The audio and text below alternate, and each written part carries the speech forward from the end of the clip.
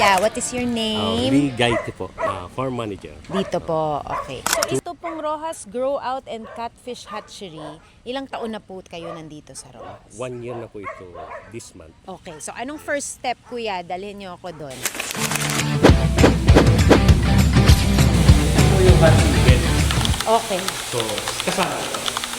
For now po is preparation for breeding na. Ibig sabihin preparation ng bed. By tomorrow, lalatag yung mga egg.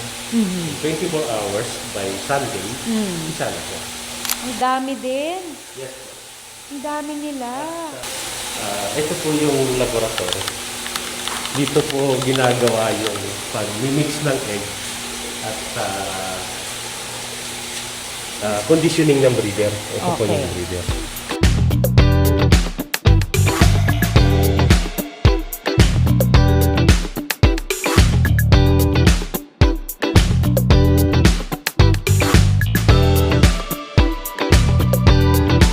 So ngayon, natitikman natin yung product ng Rojas Grow Out.